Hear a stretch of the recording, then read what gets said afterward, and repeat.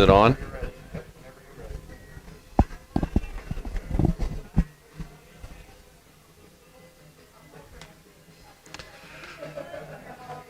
Welcome, sports fans, to my name is Neil France. I will be your announcer for today. This beautiful day at Fremont Eagle Field, Roger Probst Field, we should say. The longtime legend athletic director who coached baseball here for years. Today's game features the Fremont Eagles with the 2-1 record against the Central Noble Cougars. Central Noble arrived here a little bit late. So they will be, umpires are out like they're ready to go, but I think Central Noble, I don't believe, has taken infield yet. So we're going to have to wait until the Eagles take infield before we start this contest today. But we have the lineups for you, and we will read the lineups and get you ready for action here as soon as Central Noble's done with their infield. The Cougars, have been a fairly strong team in the conference for the last few years, so we'll see what today brings. They start off with Dylan Egley, the first baseman, as the leadoff hitter. Batting second, the third baseman, Jackson Copas. Hitting third will be the catcher, Will Hoover. Batting fourth will be the pitcher, Cade Weber. Batting fifth will be the shortstop, Aiden Drabelis. Batting sixth, the left fielder, Chase Spencer. Batting seventh, the right fielder, Noah Christopher. Hitting eighth, the second baseman, Tyler Schisler. And hitting ninth, the center fielder, Sawyer Yoder, who, by the way, just committed to Concordia University to play basketball. For your Fremont Eagles today,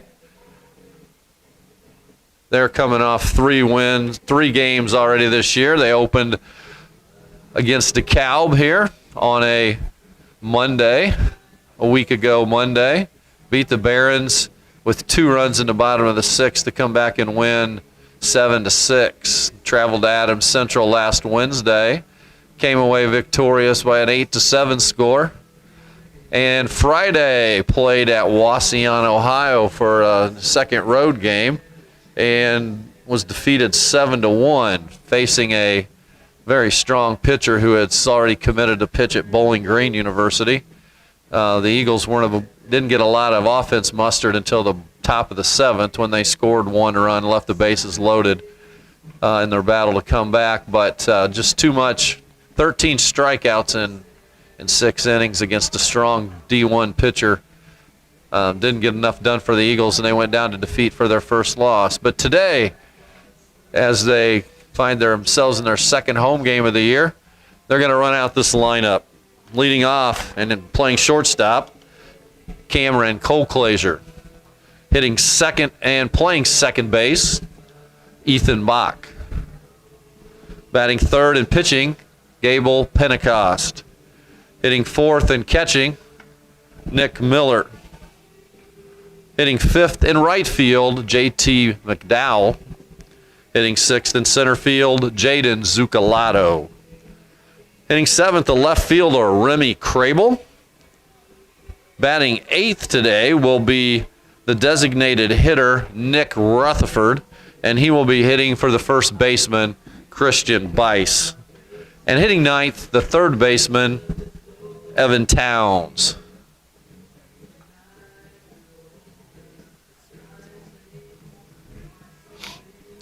The Eagles hope to get a good performance today out of Pentecost as he goes for his second win of the season. He was the winning pitcher at Adams Central, throwing 4 strong innings.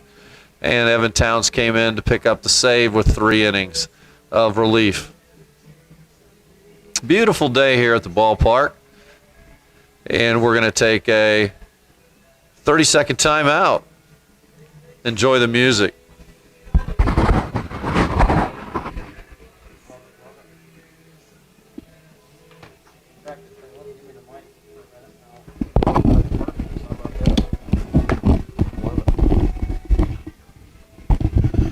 Hi folks, Drew Kiesbert here.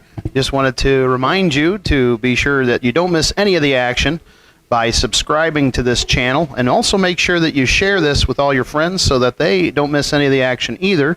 Wanted to give you a little heads up of, first off, with our sponsors here for all of our baseball broadcasts this year.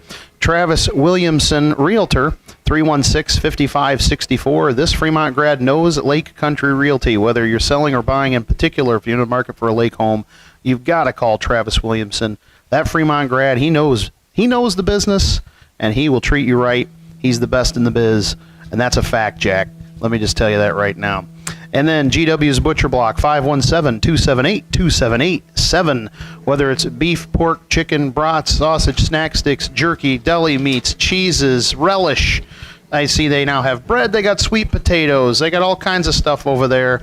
They got some good stuff over there at GW's Butcher Block. And I'll tell you, they got about 450,000 different flavors of brats. Now, I might be exaggerating slightly, but they do have so many great items over there, and you got to check them out. That's GW's Butcher Block right in downtown Fremont. And A&J Alternators and Starters, Coach Reitz, he's got you covered, 495-1655. Whether you need alternator starter rebuilding or repair, self-storage units, or U-Haul rental, you can stop by and give him a call. That's A&J Alternators and Starters right here in Fremont, just west of town, and just opened up some brand new self-storage units, so you want to get a hold of those so that you can be the first in line for those bad boys.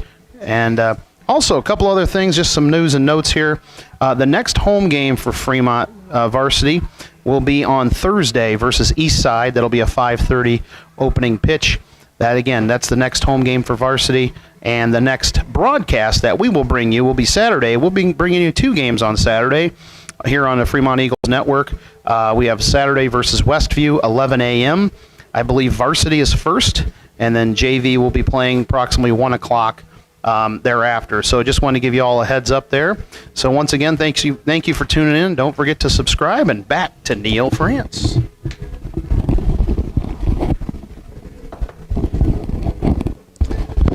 Hey, welcome back. We're getting the lineups exchanged here at home plate, and we'll be ready for the first pitch. We'll turn you over here in a few minutes to Eric Pentecost. He's going to give you the official lineups from the PA system, and we'll listen to that, and then we'll listen to the national anthem, and we'll be ready to go. Coach Bach and Central Noble's Coach Tyler Gray exchanging lineups.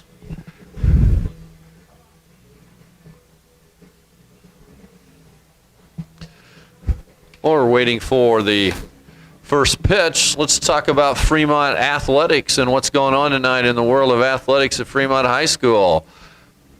Just to our right up on top of the hill, we have the girls' tennis team playing against Prairie Heights. Looked like a pretty close match as I came from that match before I came here.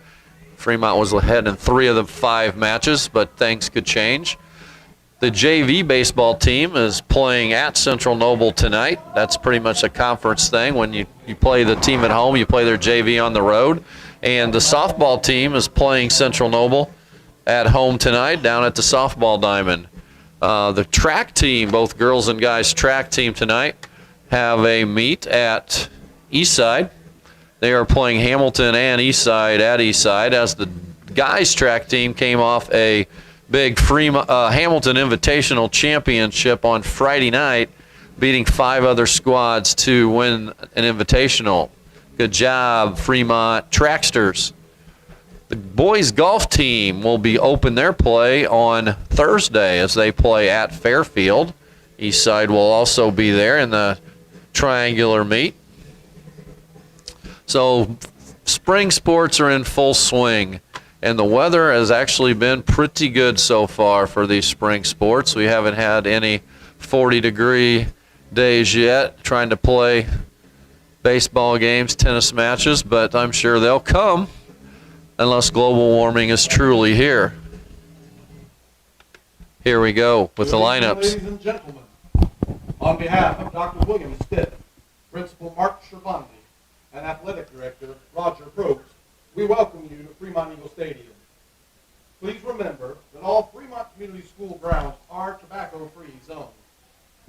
Today we welcome the Central Noble Cougars as the guests on the scoreboard. The temperature is currently a brisk 61 degrees and the skies are sunny. Winds are blowing to the east. And now the introductions of the teams and the coaches. First, the lineup for the Cougars.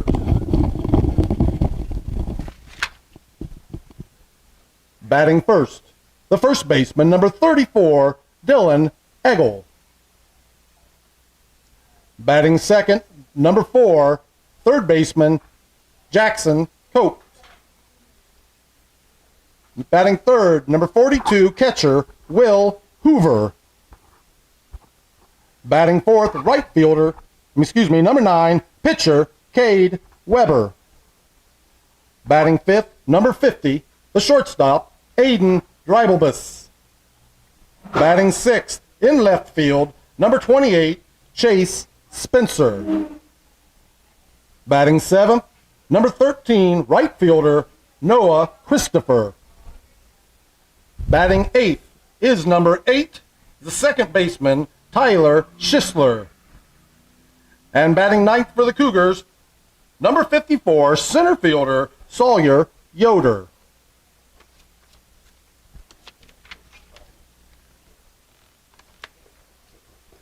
The Cougars are coached by Coach Tyler Graybeal. And now, the lineup for your Fremont Eagles. Batting first and playing shortstop, Cameron Colclaser. Batting second at second base, number 7, Ethan Bach.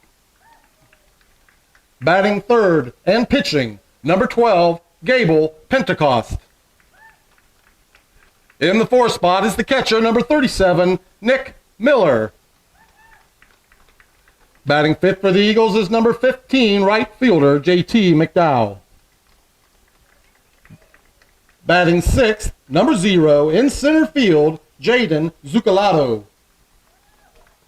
In the seventh spot, left fielder, number 4, Remy Crable.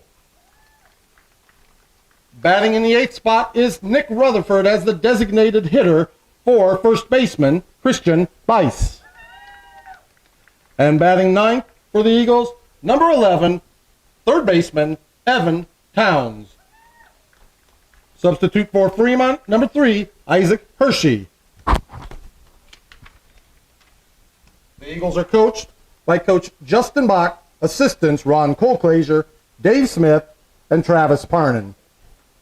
At this time, we ask that you please stand and face center field.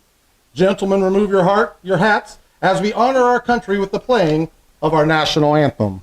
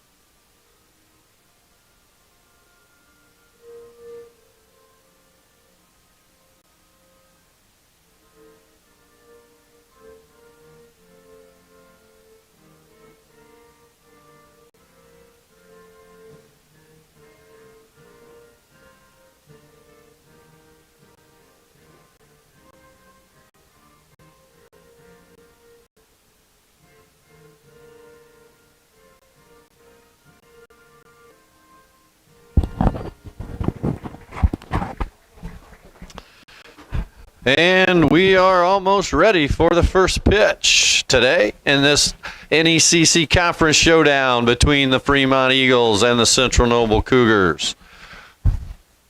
The national anthem, as it should, stops everyone and they pay attention, stand and salute. And the tennis match that's going on up on the hill, it's kind of cool. They all stopped and saluted the flag as well. Pentecost will be in his third outing of the year. Came in the opener, got the save against DeKalb.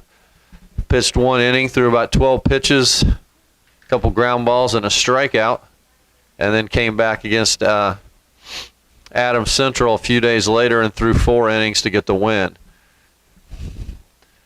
Nice little fastball, gets it up to about 88 miles an hour, and locates pretty well, and has a pretty good breaking ball as well. So we'll see what he can do today against the Cougars.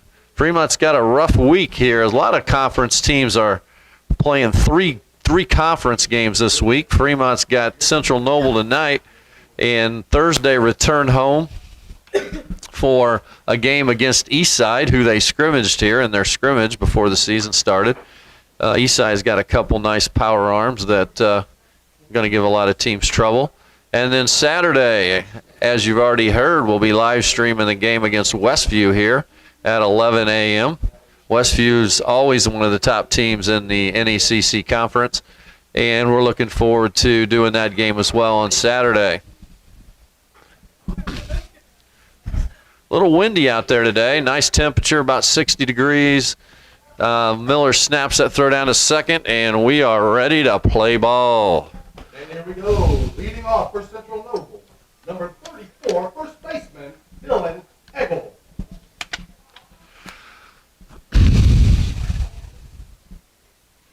Dylan Eggle leading off here in the top of the first for the Cougars.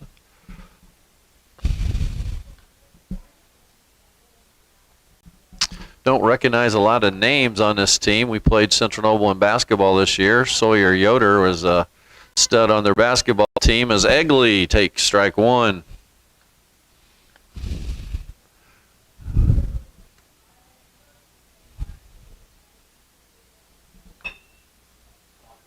Fastball, good hop to Cole Glazier at first, who makes a good throw over to Bice, and Egley is retired for out number one. Next to Central Noble, third baseman, number 4, Jackson Hoppus.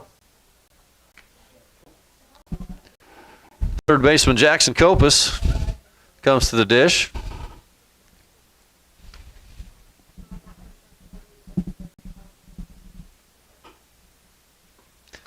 Pentecost pouring strikes in there. Fastball on the outside corner for strike one. Looks like we have a late arriving crowd today.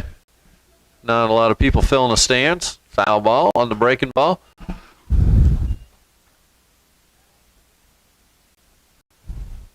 Or maybe they're just following the COVID protocols and they're socially distancing from places I can't see. 0-2 pitch from Pentecost. Gets it up high and away. Good 2-strike pitch, but it's outside for ball one.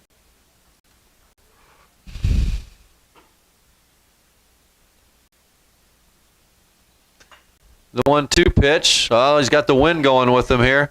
Drives it hard to right. Wind takes it over McDowell's head, and Copus is going to be in at second with a stand-up double.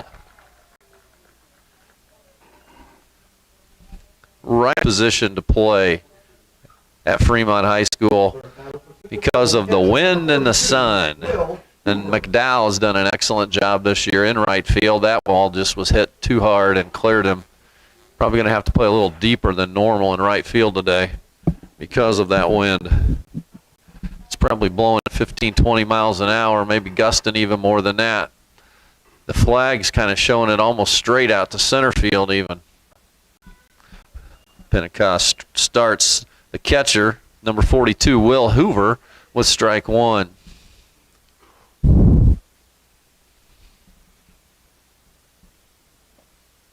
Little high with curveball.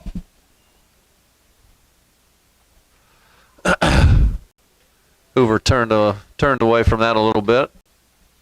We'll see if he's ready for another one right here. The 1-1 pitch from Pentecost.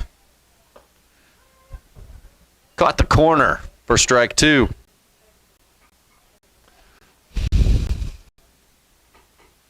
Hoover backs out, asks to maybe not appreciate that call from the man in blue. He's ready to go. Pentecost steps off.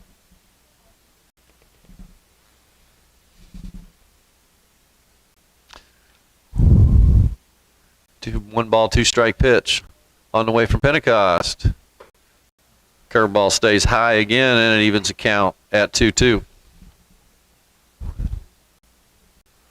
Outfield playing Hoover a little bit around toward right, but not too much. Zucalato a couple steps on the first base side of second. Inside move by Pentecost, but Cole Glazer wasn't breaking, so there's no throw.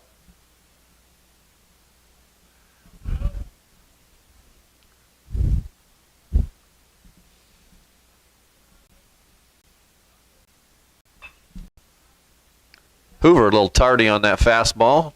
Fouls it off to remain alive. We got a quiet press box here tonight, folks. In the opener a week ago Monday, boy, we couldn't get him shut up in here, could we, Mr. Kiesper? Woo-wee! Jonah, yeah, that's it. His dad has the victim for us. The 2-2 is low. Out on Hoover.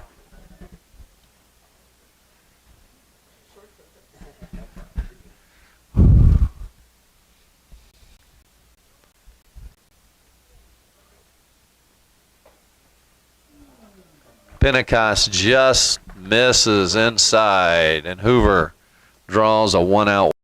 Number 9, pitcher Cade Weber. The cleanup hitter for the Cougars is number 9, Cade Weber. Also the pitcher. Would guess he's the best pitcher since it's Tuesday. Probably not, but it's logical. We've got a bunt attempt there by Weber. I think he was just taken. See if you could see what the third baseman's going to do. Don't really see the cleanup hitter bunting with one out in the first inning, but maybe I'm wrong. Pickoff play. Pentecost throws into center field. We got a shot at third, but Zucalato can't pick it up. He's going to go to second, and we're going to tag the guy out at second base. So the Eagles get an out on that play because of poor base running by Will Hoover. Got to read that a little bit better. Go sooner. He got a bad jump if he wasn't going right away. So the Eagles get an out. So that's we'll probably change an out for a base on that. I don't have a problem with that. Second for out number 2.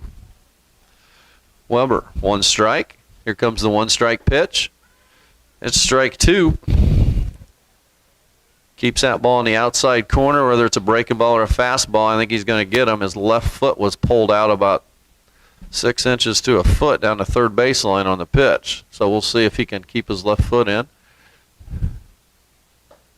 He is definitely pulling out early, but that one was too far away for ball 1.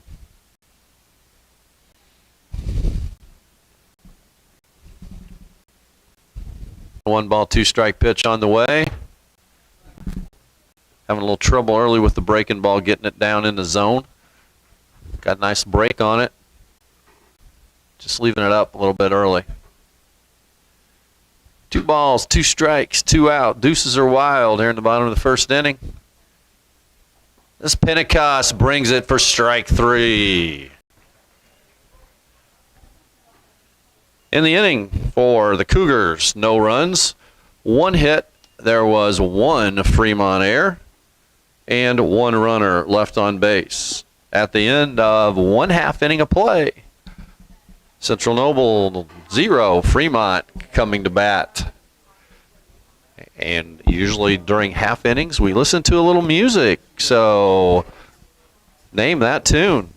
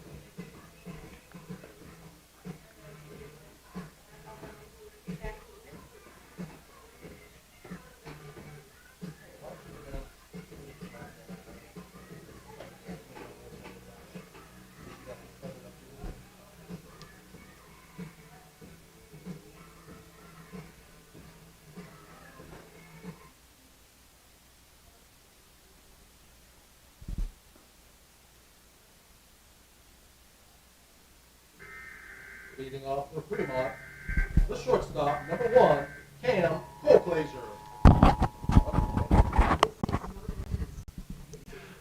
This is not a test. Oh, we have a song that was not a test. Fooled us all here in the book. Well, just fooled me probably. I thought it was something from the emergency broadcasting system. But here we go. Bottom of 1. The Eagles lead off with shortstop Cameron Colclaser. And Weber is outside for ball 1. Colclaser's had a nice start to the season. High batting average. Usually puts the ball in play. And is, if not, nubs it to the second baseman. Charges hard, throws to first for out number 1. Out in front of the pitch there and grounded out to second baseman. That is Fremont, number 7, second baseman. Tyler Schisler. Just noticed that Central Noble has 2 freshmen in their starting lineup. Schisler and third baseman Jackson Kopis. So they have a couple seniors, but they're pretty young, junior dominated.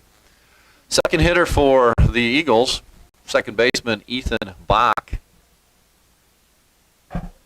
Bach tries to bunt his way on, but fouls it off for strike 1.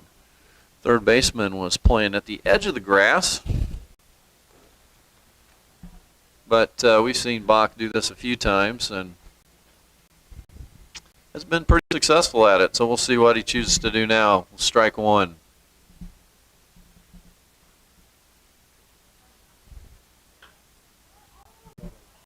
Got under, didn't get to drive that pitch at all. It's right to the shortstop for out number 2. That is third for Fremont, pitcher, number 12, Gable Penhoff. Always interesting to listen to the Fremont plate walks as they come to the plate. Never know what might be coming off the music taste of the Eagle players. Gable Pentecost steps in, number 3 hitter. Weber's looking to have a smooth, easy first inning as he throws high for ball 1.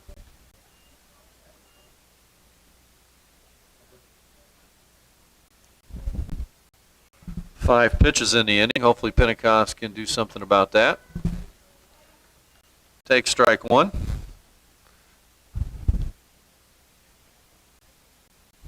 like Weber's thrown 6 fastballs so far, so this might be a good time to see the breaking ball for the first time.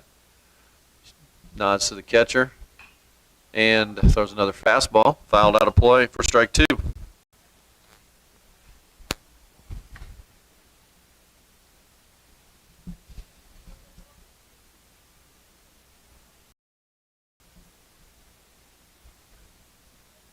If he's the typical high school pitcher, we're going to see that breaking ball right here, folks. Let's see. Catcher setting up outside. Might be a fastball away. I'm not sure. Might have been a changeup. Couldn't tell for sure. But it's outside and low for ball 2.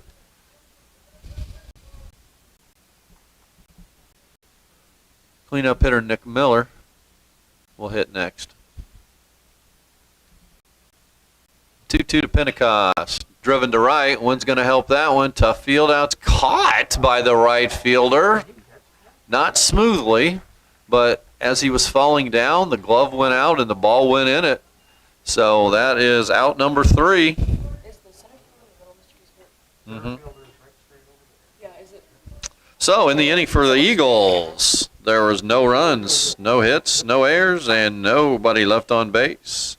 At the end of 1, there's no score.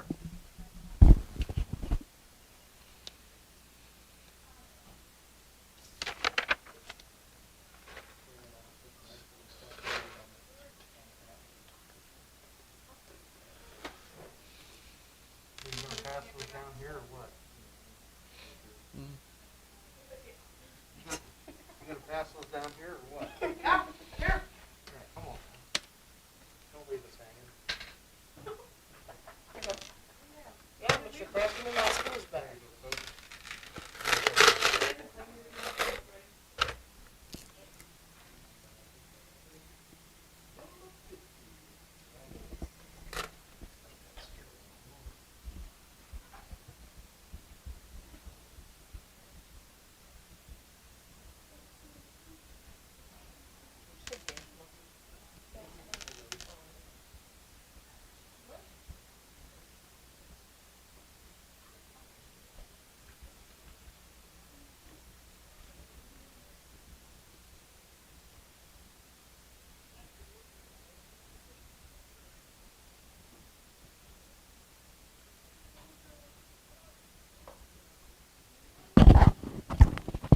Well, I guess next half inning I'll have to sing for you.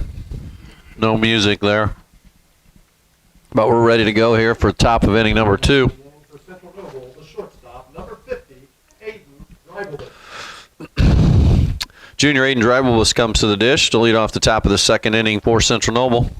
Eagles threatened in the first inning but didn't push anything across. It's Pentecost threw 18 pitches in inning number 1. Nice fastball from Pentecost for strike 1.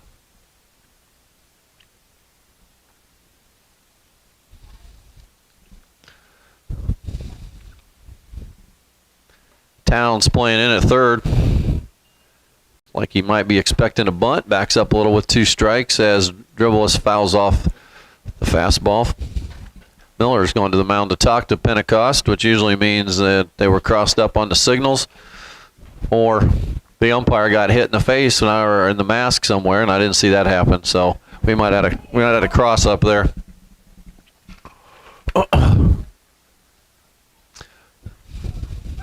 Flag still waving pretty seriously in center field. The wind's blowing out to center, towards center and right field. So any ball in the gap from center field over is going to have a big advantage tonight.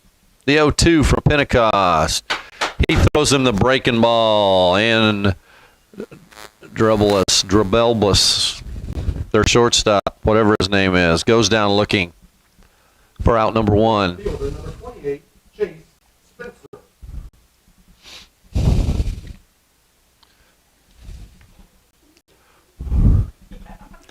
28. The left fielder, Chase Spencer, to the dish for the first time. Takes fastball for called strike 1. Pentecost working quickly, which you gotta love. Breaks off probably his best curveball of the game. Makes Spencer look silly as he checks his swing for strike 2. Got him right where he wants. Let's see how he finishes him off. Ooh, the high fastball. Spencer got a bat on it.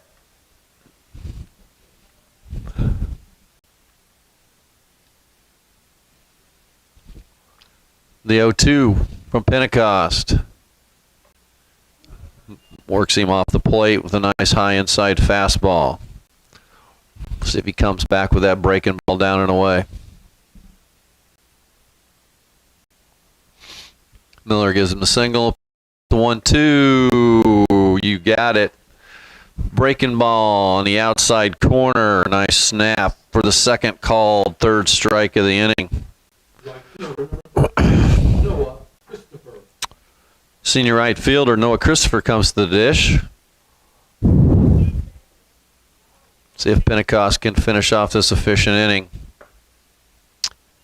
Leaves that breaking ball just a little upstairs. He's been much better with the curveball in this inning, snapping it off, getting it down into the zone for called strikes or swinging strikes.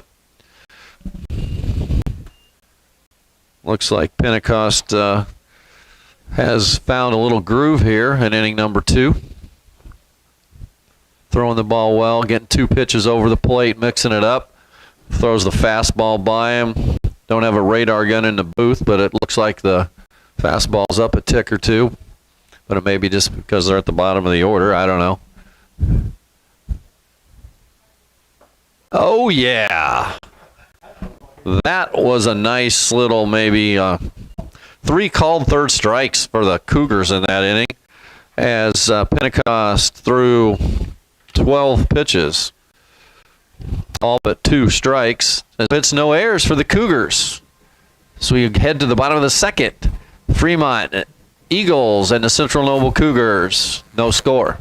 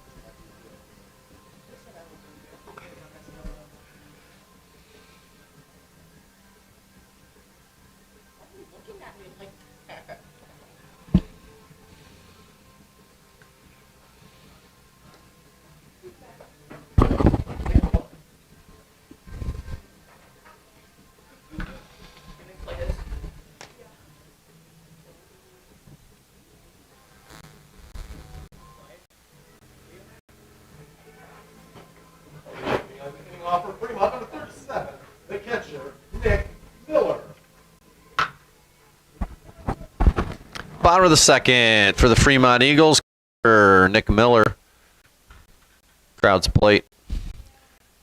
Had a nice little chat with the two-hitter Ethan Bach, so he's ready for whatever Weber has to throw. And he takes strike one. Weber's got something off speed. It doesn't look like a traditional curveball, and the Eagle hitter's off guard so far. Miller gets out in front of it and pulls it foul down the third baseline.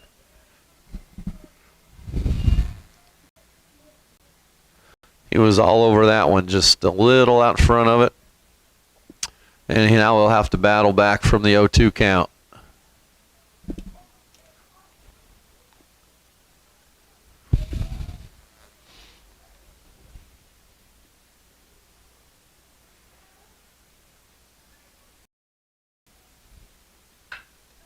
He's all over that fastball. He tried to get by him. Fastball. He tried to get by him. Oh, Nick Miller drove that 0-2 pitch up around the shoulders over the left center field fence. Our stat tracker has that at about 358 at left center field. And number one on the season for Nick Miller, but it won't be his last, I'm sure. Back in the fall. Batter for Fremont, number 15, right fielder, J.T. McDowell. Back in the fall, the NECC had a baseball pitch hit and run competition. McDowell takes a swing at it and misses for strike one. To enter a player at to pitch, the fastest speed on the pitch, the fastest runner, I think it was home to first, maybe, and home to home, and home run to hitting contest. Ball one outside. The Fremont Eagles won the home run hitting contest by Mr. Nick Miller, who you just saw hit his first home run of the season right there. The 1-1 here on the way from Weber to McDowell. Ground ball in the hole. Tough play for the shortstop. Goes down and gets it, throws, but that's an infield single for McDowell. McDowell keeping a rally going, a nice contact there deep in the hole. Dow will be on first as Jaden Zucolato comes to the dish. To finish my thought, the Eagles won the home run hitting contest with Nick Miller. They won the running contest with Cameron Colclaser, and they were in the fastest pitching contest with Gable Pentecost. So 3 for 3 in that competition. Eagles are expected to have a good year on the field this year. Zucolato, was he showing bunt? I think he might have been, but he took outside.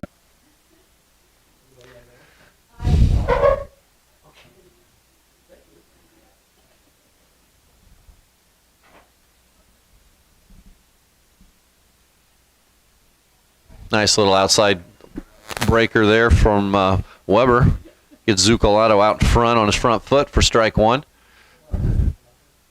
The Eagles broke the school record for stolen bases last year and have many of those same, well, not last year, 2 years ago, have a few of those same people returning. They like the running game. We'll see what Zucolato does here. Ground ball to short. Shortstop flips to second for one. Jaden's got some wheels. They're not going to turn two on that, but they got the lead runner as McDowell is forced at second base.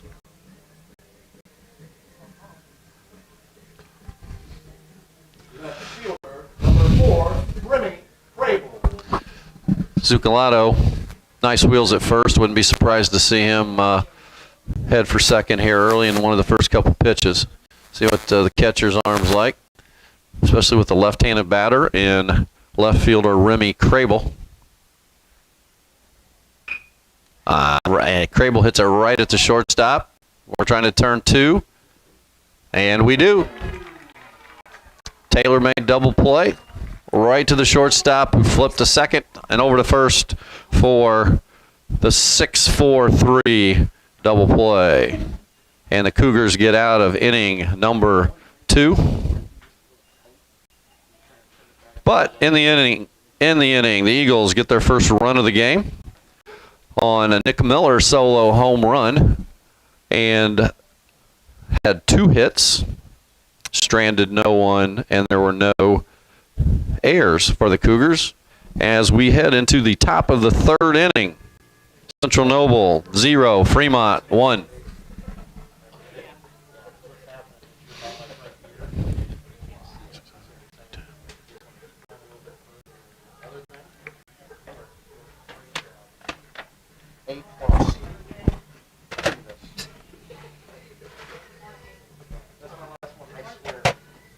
It's okay. No, he means Right. They start one of last, the last of the one color. I didn't mean it last time. I swear. You're not gonna mean it this time either.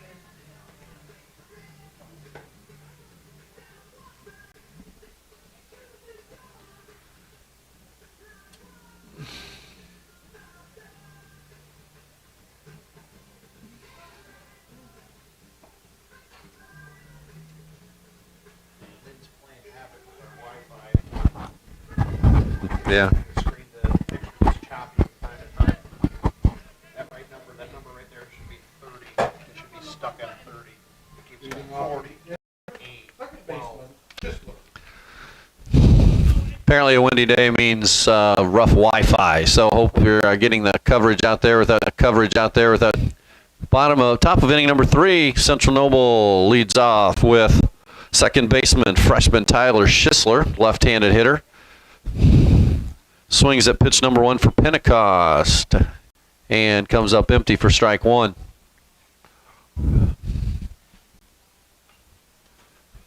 Another fastball fouled back, and Schisler is in the hole 0-2. Fremont Eagle dugout, very alert, very good at getting those foul balls back to the screen. They try to make it a contest and beat the other team. The 0-2 pitch to Schisler is in the dirt for ball 1. Nice little block by Miller there. He would have got him if it would have been a swinging strike.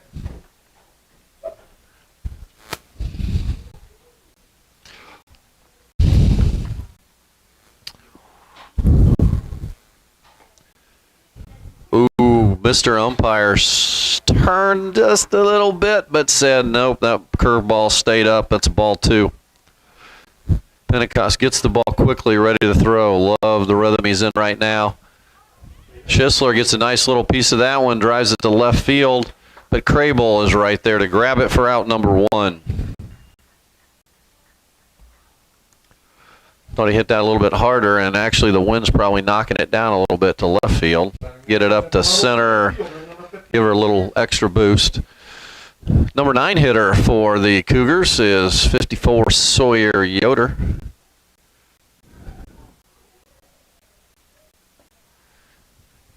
Pentecost starts Yoder out with a breaking ball for strike 1.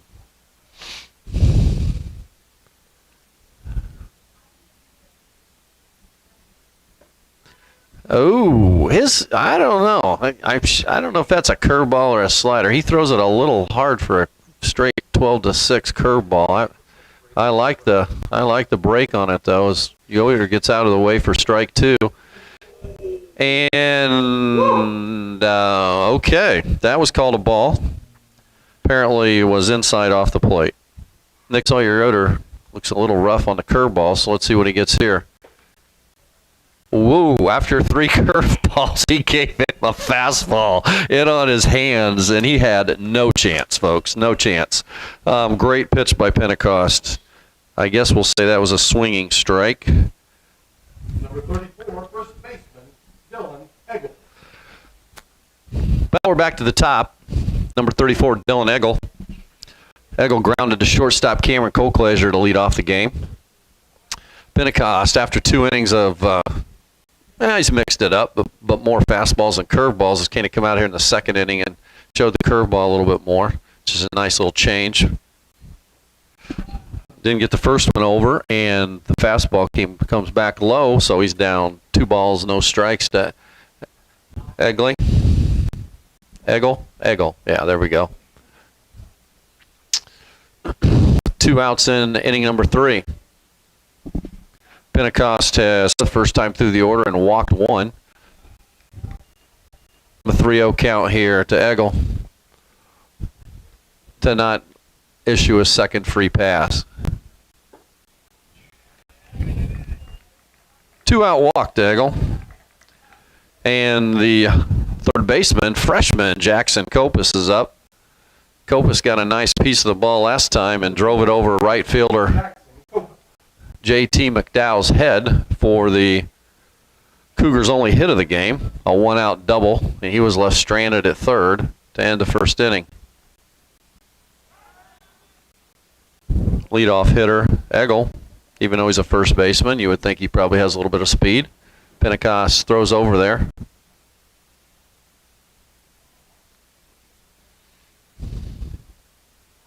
Nice lead at first. Pentecost gets in on Copus's hands and he fouls it out of play for strike one.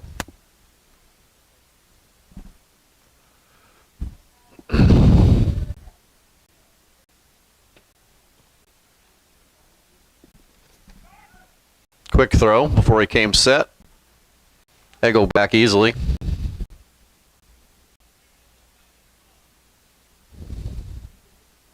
First baseman Christian Bice started 2 years ago on the regional team.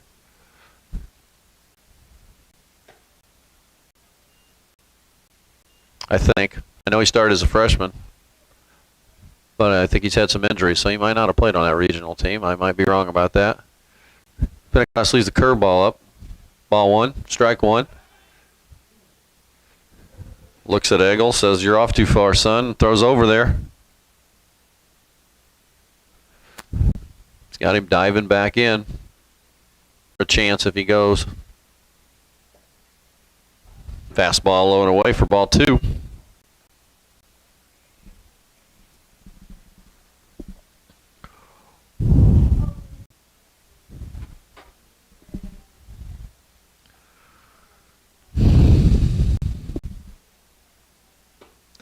Nice fastball on the outside corner. Copus swings through it to even the count at 2 balls and 2 strikes. If you're going to run, this is the pitch to run on. He's going, but Pentecost gets the breaking ball over for strike 3, and his 6th strikeout of the game ends the top of the 3rd inning. As the Cougars, no runs, no hits, no errors, 1 runner left on base. And as we go to inning number 3 for the Eagles, the Fremont Eagles lead the Central Noble Cougars 1-0.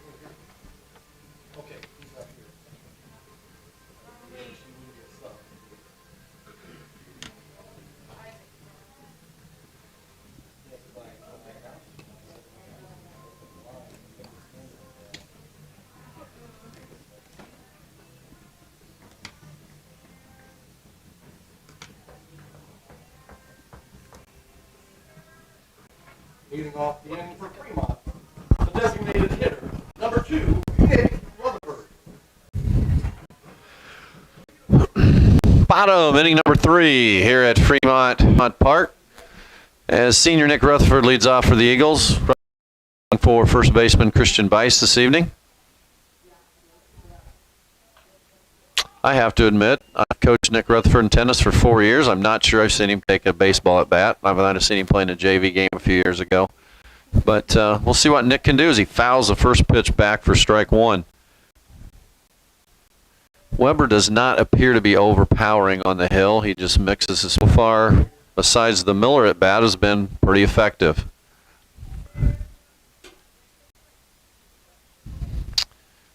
Rutherford swings through the fastball away, so we're going to set farther away and with the 0-2 pitch to Rutherford. And he hits the target, but I'm glad we have an ump tonight who's not calling hitting the target for strikes, unlike the other night against DeKalb.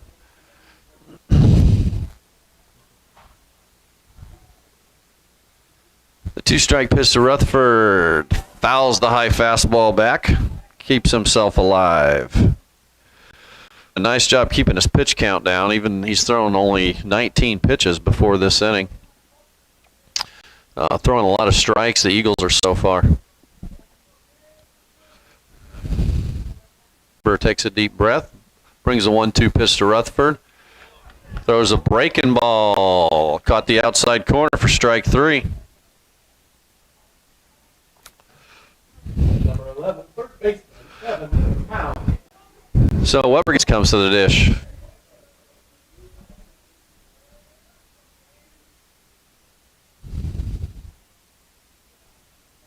Left fielder playing, nice curveball there.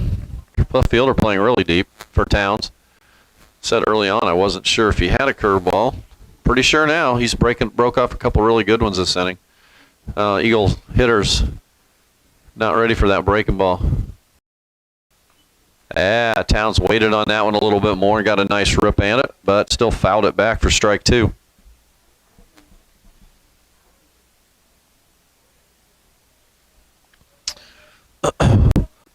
Pleasure waiting on deck. Nice quick retrieval of that foul ball. Fastball away. Towns puts it in play to the right side, but right at the second baseman. Kopis, wrong. Second baseman Schisler, and Schisler throws him out. Shortstop, number 1, Cam Colquitt.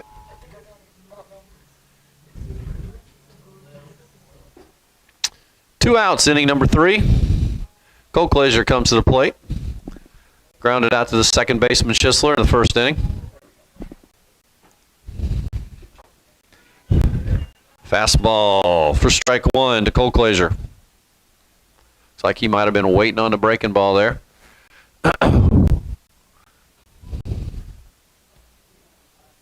Catcher setting even farther outside. We'll see what throws him the breaking ball away for strike 2.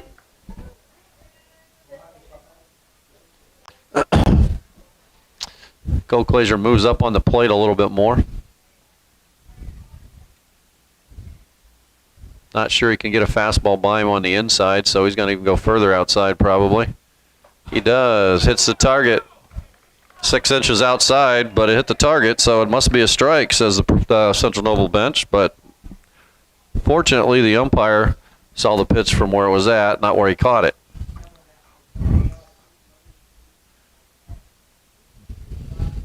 Going to go out there again, it looks like. 2 strikes. Didn't quite get out there, but got it high enough that Colclaser could only foul it back for to keep himself alive. He's definitely moved up on the plate in this at bat so that he can hit the outside corner and maybe a little bit beyond with 2 strikes. See what Weber has for him. Curveball. Catcher drops it, throws him out at first. Colclaser takes a curveball. Nice pitch by Weber. Good inning by the youngster as he finishes with his first 2 Ks in the inning. In a 1-2-3 inning for Fremont. No runs, no hits, no errors, no one left. And at the end of 3, the Fremont Eagles 1, the Central Noble Cougars nothing.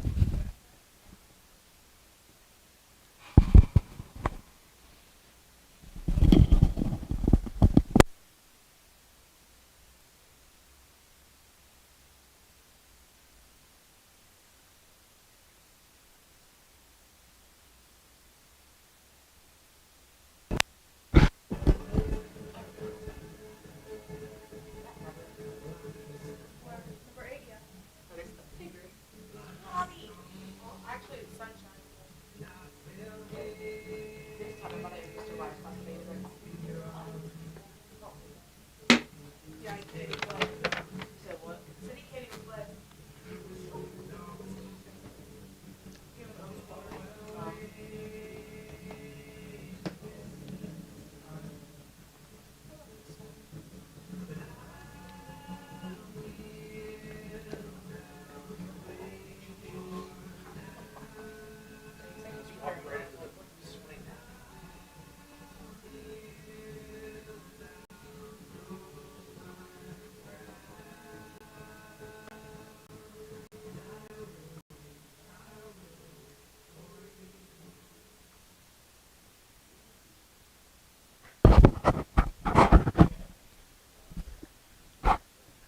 We're back, folks. Inning number 4 is going to lead off with the 3-hitter for the Central Noble Cougars, the catcher. Number 42, the catcher, Will Hoover.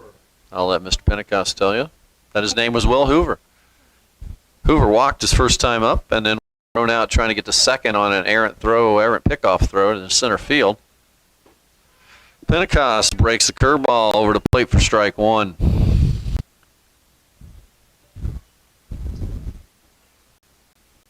Blocks it. 1-1 to count on the Cougar catcher. For strike 2. I think that might be what we call a Louisiana fastball.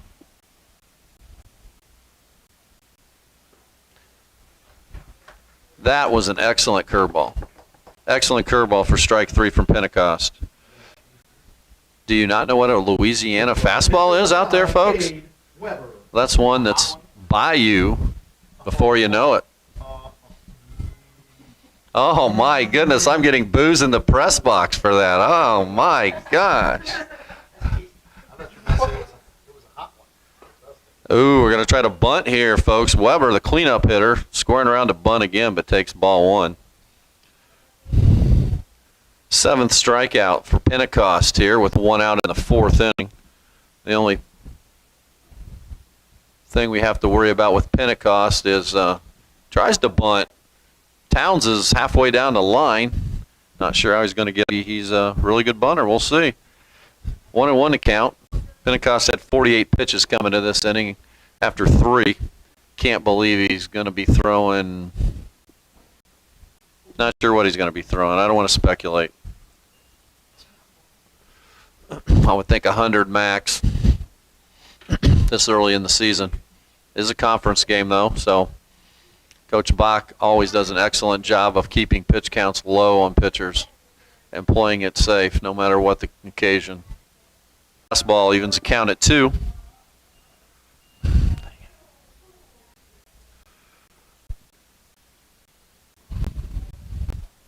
Pentecost continues his quick work on the hill, gets the sign, breaks off a curveball that just stays a little bit inside, and the count is full. I just wish I could go home tonight and turn on my favorite baseball team and watch both teams' pitchers work as fast as Weber and Pentecost are working in this game. I think if that happened, we fans. Weber, ground ball up the middle. Nice play by Cole Glazier towards sec. The shortstop, number 50, Hayden Dribblebus. Leader's a repeater, so I'm trying to repeat. Make sure I say that name right. Sorry if you're his family and I've been saying it wrong. Did he go? We probably ought to check on that one. We're not going to, so it's a curveball in the dirt for ball 1. Aiden Dribblebus struck out looking his first time up. He was the second of 4 consecutive strikeouts over the first and second innings from Pentecost. Mr. Umpire is doing a very nice job tonight, but he will call that outside corner and maybe a little bit beyond. So it would behoove both pitchers to stay out there. Pentecost gives him the high fastball and is ahead on the count. 1 ball and 2 strikes. Dribblebus says, "You're working too fast. Time to breathe here before I get the 1-2 pitch."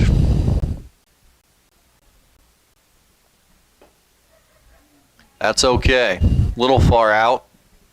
Hit the target again, and again it was called a ball because it was a ball. It was outside.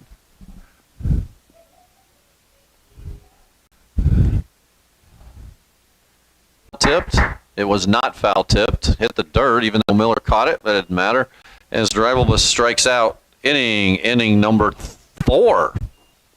For the Cougars, again, no runs, no hits, no errors, no one left on base. And at the end of 3.5, Fremont, Miller.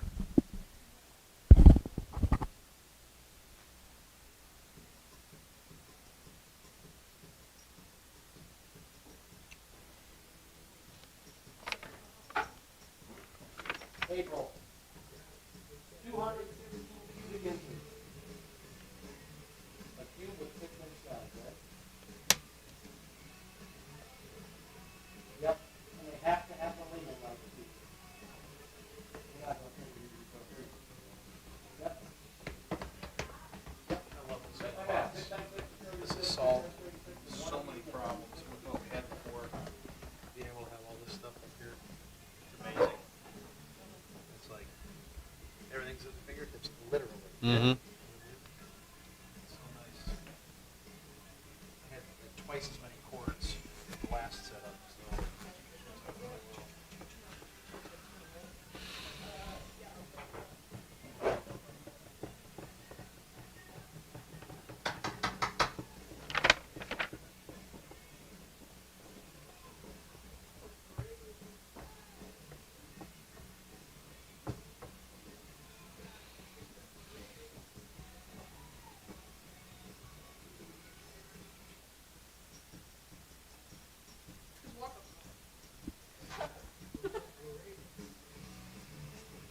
Leading off the inning for Fremont, second baseman number 7, Ethan Bach.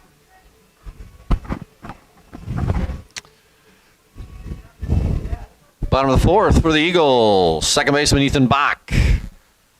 Grounded out to shortstop the first time up.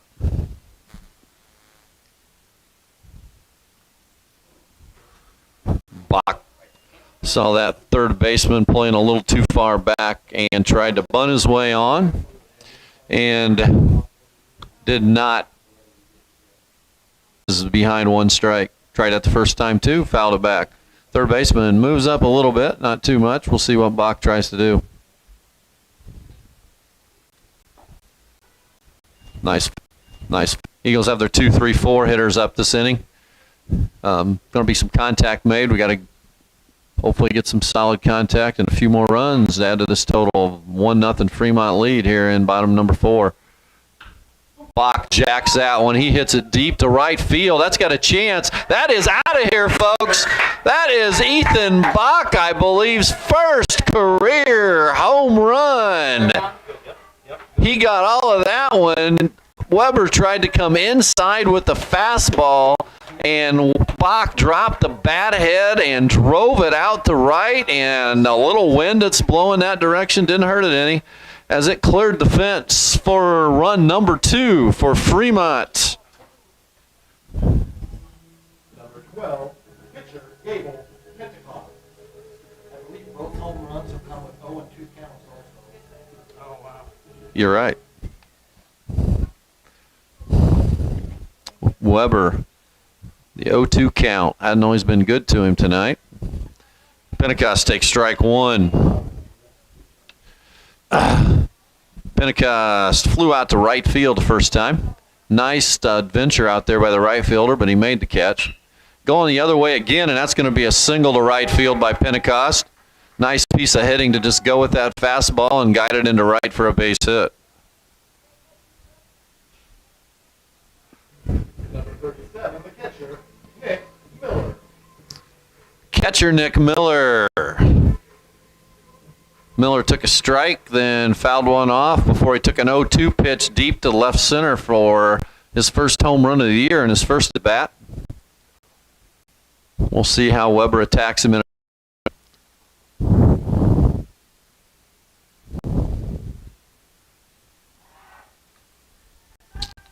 Weber looks like he's been on the map. Keep Pentecost close. Pentecost with good speed.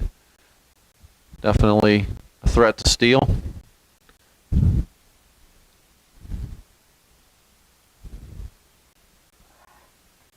Another throw to first. the Eagles got a very, very sound way to steal bases. Looks a little funny sometimes because they really try to anticipate when you're throwing home and they're going to jump off. But if they jump on the right time, they're gone.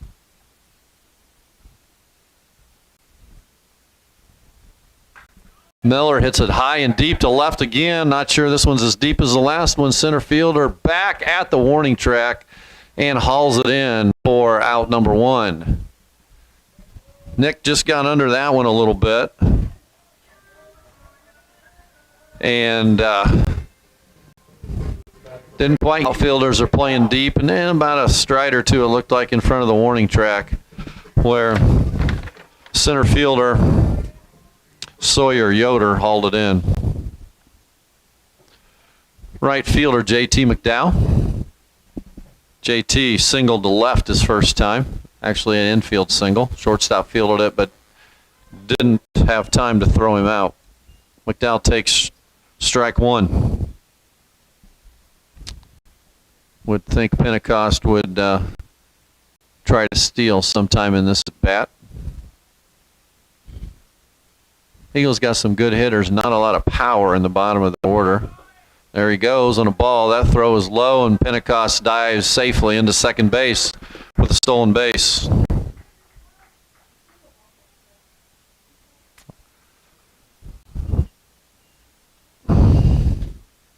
McDowell, I don't know if he's taken intentionally, but took a ball. Gives him a chance to drive in on Eagles run number 3 from second with 1 out here in bottom of 4. An Ethan Bach home run has extended the Eagles' lead to 2-0. McDowell puts one. Could be a tough play. First base, second base. First baseman, nice play with the sun in his eyes. Backs up and hauls it in. For out number 2. Center fielder number 0, Jaden Zucalato. Center fielder Jaden Zucalato comes to the dish. Jaden grounded to short into a fielder's choice his first time up.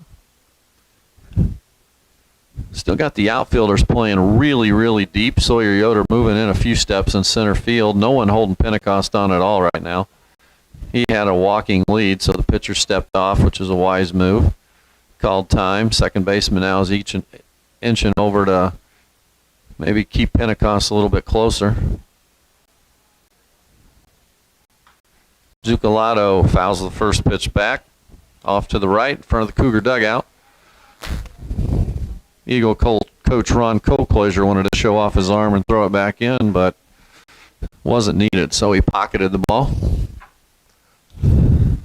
Shortstop now trying to hold trying to hold Pentecost close at second.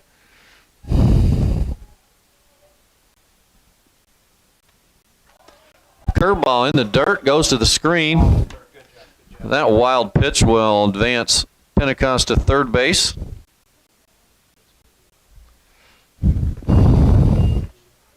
Our camera lady is all over that one. For a rookie, she's having a nice game tonight.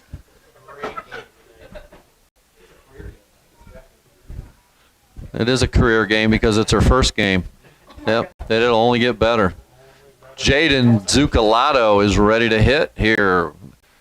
Going from the windup, Weber with 2 outs. More comfortable from the windup. Throws a fastball inside for ball 2.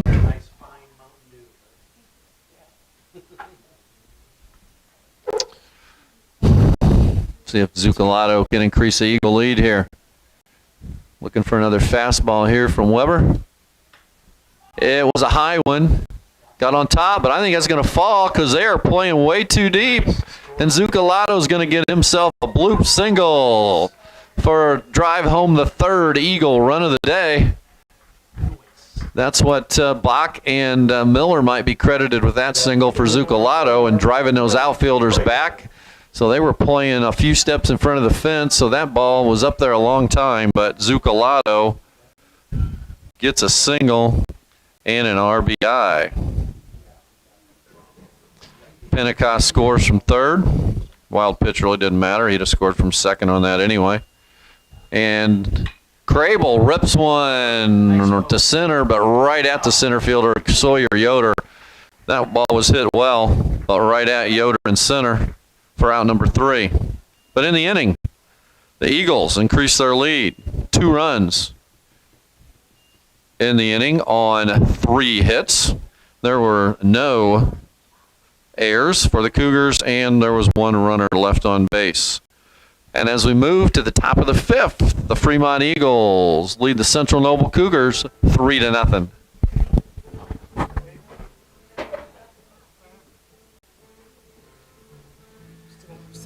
It's now time for our pre-fifth inning trivia question. This question is for any 8th grade or younger student in attendance. You need to be the first one to the concession stand with the correct answer with the correct label, because we're coming from the land of math. What is the volume of a cube with 6-inch sides? First person, 8th grade or younger, to the concession stand with the correct answer gets a free pop. I can't believe this is first.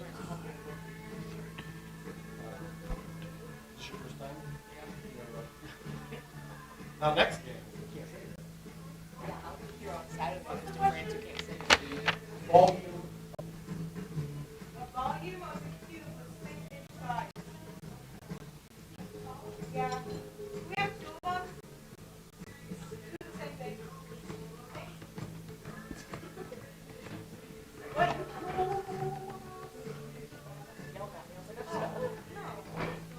Leading off for the Cougars, number 28 left fielder Chase Spencer. Top inning number 5, Gable Pentecost out here as he opens baseball for ball 1. Pentecost has 8 strikeouts and 2 walks through the first 4 innings and has been in command after the first inning, 1-out double by Jackson Copus. Spencer swings through a fastball, evens the count at 1.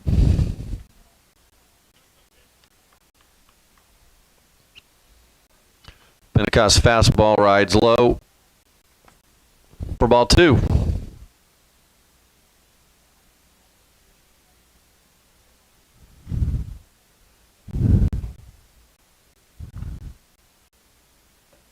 Nice fastball, evens the count at 2 balls and 2 strikes. Spencer's front foot looked like he was pulling out a little bit on that one.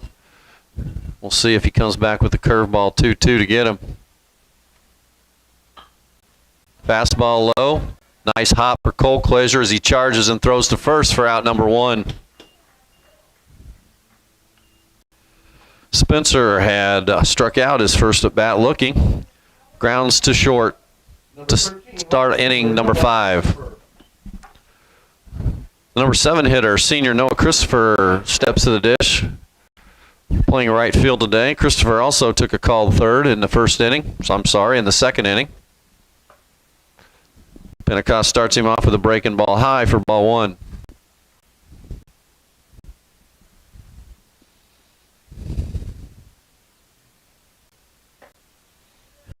Comes back with the fastball, and Christopher swings through it to even a count at 1 apiece.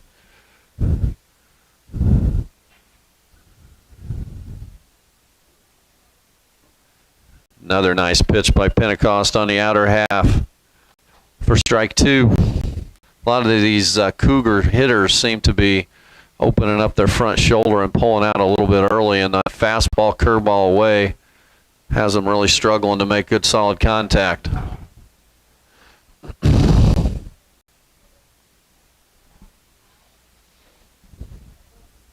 Looks like we got 1 player playing tennis yet up there on the tennis courts. Number 1 singles player Ashley Stroop looks like she's going. Yeah, and everybody else looks like they're done. Christopher fouls back the 1-2 pitch to keep the count right there. Pentecost's pitch count now is about at 73 as we go through inning number 5. He has a couple quick innings. He might be able to make 7. High fastball. Christopher doesn't really get away from it. Looked like he almost tried to get hit by it, but seen too much of that early in this season, that's for sure. Foul ball, it's going to be out of play. It's going to be in play. Towns is under it and can't play the wind as it goes behind him and drops in foul territory for just a harmless foul ball. Pop flies today are an adventure. Nice little wind blowing out to right field. Took that ball back over Evan Towns' head, and he wasn't able to corral it.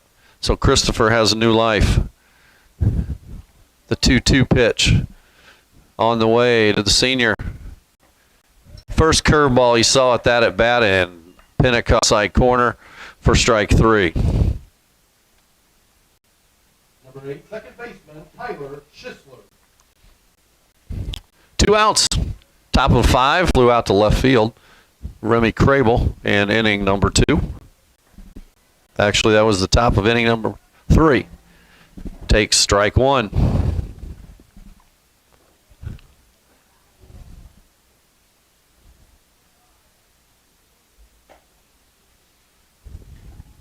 First time I had a really good look at that fastball that had a little tailing action away from the left-handed hitter there, but too far outside for ball 1 to Schisler. Pentecost did a really nice job getting ahead of hitters in this game. Gets in on the hands of Schisler that time. But Pentecost gets strike number 2.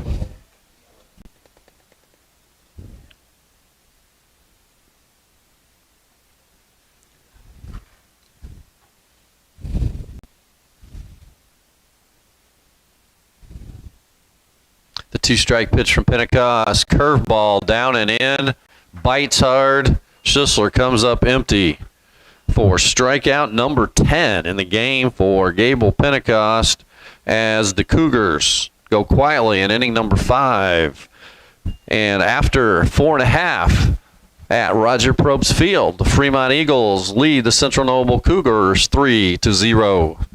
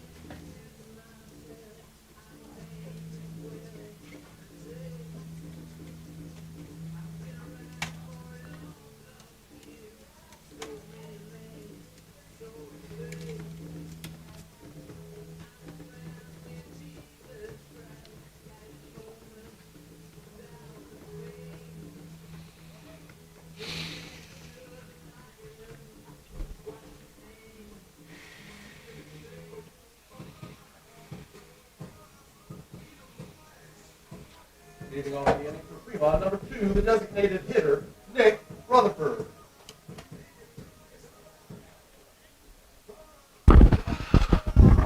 Well, we're flying along here today, folks, at Fremont Field, and we're in the bottom of inning number 5. Not sure what time we started. It was supposed to be a 5:30 start, but I guarantee it didn't start till 5:45 to 5:50.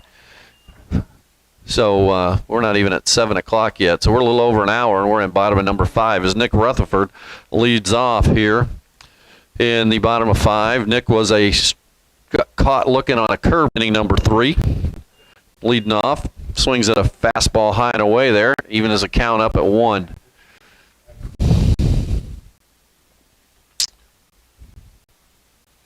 Nick coming off a very successful tennis season.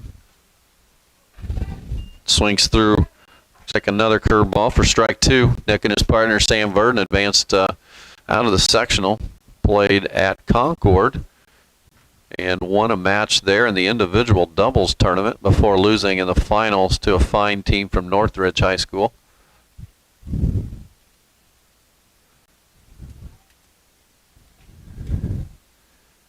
That pitch obviously hit catcher Will Hoover somewhere. We won't speculate where. And he's umpire doing what a good umpire does, going out, talk to the pitcher, and acting like he's doing something important, giving Hoover a little time to rest and recover from that foul tip. 1 pitch. Nice curveball away. Gets Rutherford swinging for out number 1. Mr. Kiesbert informed me that in boxing you get 5 minutes. Luckily, we're not a boxing here, so we only took about a minute or less there. Evan Towns, third baseman, comes to bat with 1 out here in the 5th inning. Towns grounded out to second baseman Tyler Schisler in inning number 3. And looking to get on for the top of the Eagle order. If he could get on, I'm going to make a bold prediction. Boy, nice breaking ball there by Weber.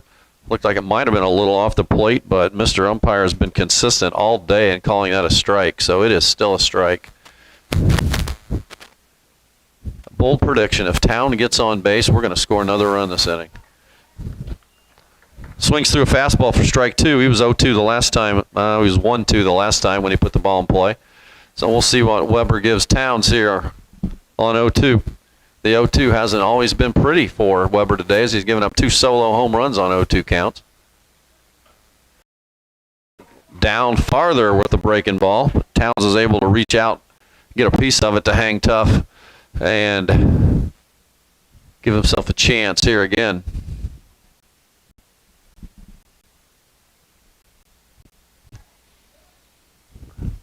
As Towns waits for the 0-2, he takes it high for ball 1. Weber's been very efficient today on the mound throwing pitches. I have him for 55 pitches thrown in the 5th inning. Anytime your pitch count is in the same, begins with the first number of the inning, you are in pretty good shape. On my why, that was not a good call. Did he call that swinging or called?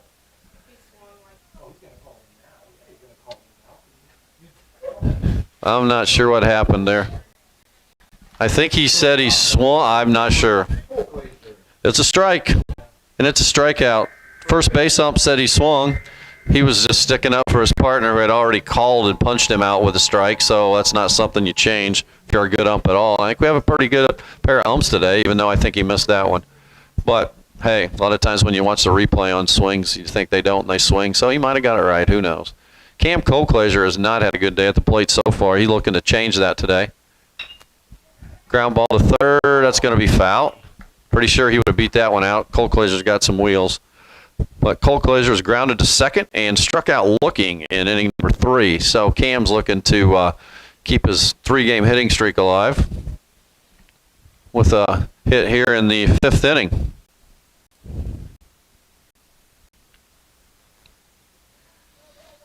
Colclaser's got a very high lifetime batting average, and he hasn't had too many games at Fremont High School that he hasn't got a hit in. Swings at that one, a little anxious, might have been out of the zone, but he swung at it for strike 2. And he's going to be up all over the plate, expecting. Weber does a nice job locating away. We'll see if he continues that today. He does. And this Weber is with a great umpire for his pitching today, because this umpire loves that outside corner and maybe a little bit beyond. But he's given it to both pitchers. He's been consistent. Quite frankly, he's done a very fine job behind the plate today. The Eagle hitters are just getting up on the plate, and they need to be looking for that pitch away. Curveball in the dirt for Weber. Evens the count at 2.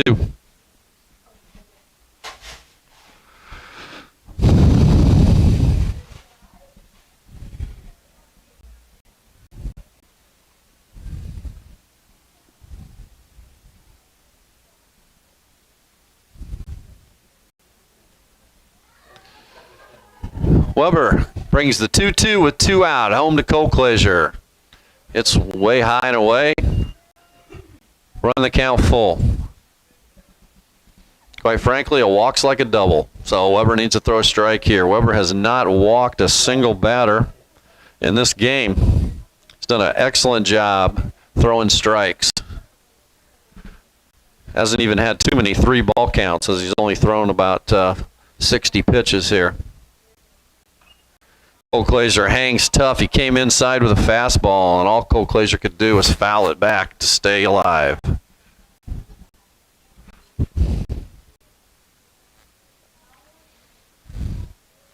Cole Glazer's got the shin guard on the front.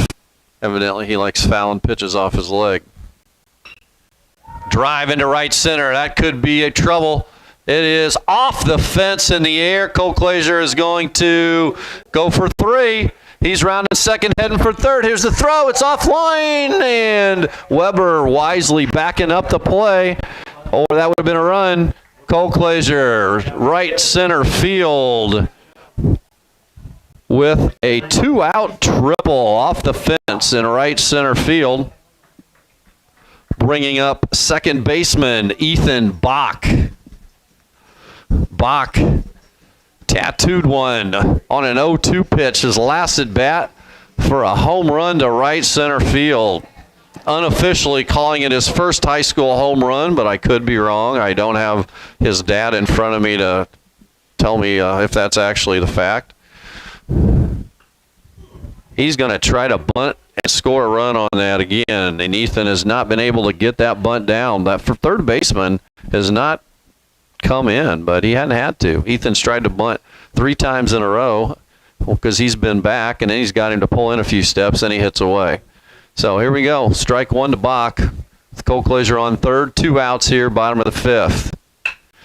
Ground ball to second. Fielded by Schisler and thrown to first for the 3rd out, and Weber escapes the 2-out triple from Cole Glazer. So in the inning for the Eagles, there were no runs on 1 hit, no errors, 1 runner left on base. And at the end of 5, the Fremont Eagles lead the Central Noble Cougars 5-0.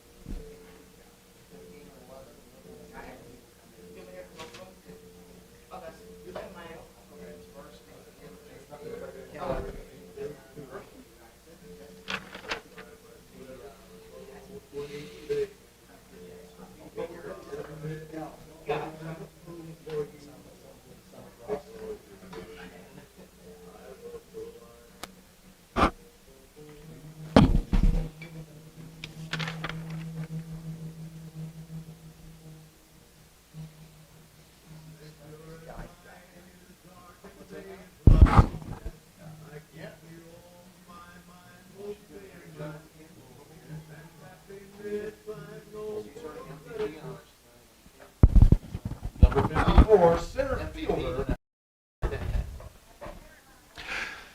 Gable Pentecost enters inning number 6. Having a very good game with 10 strikeouts and 2 walks. As he faces the leadoff hitter for the Cougars in inning number 6. Is actually their number 9 hitter for Pentecost. He can get the 9 hitter out, and then it'll be up to the top of the order again. At 78 pitches through 5 innings. We'll see how far, if he can keep his pitch count under 100, he might be able to finish the game here. A couple of nice little weak pop-ups or ground balls would be nice to get this out. Yoder fakes the bunt, doesn't fake it, tries to bunt, fouls it off. Towns is down the line pretty quickly on that, and Pentecost, an excellent athlete, jumped off the mound in a hurry.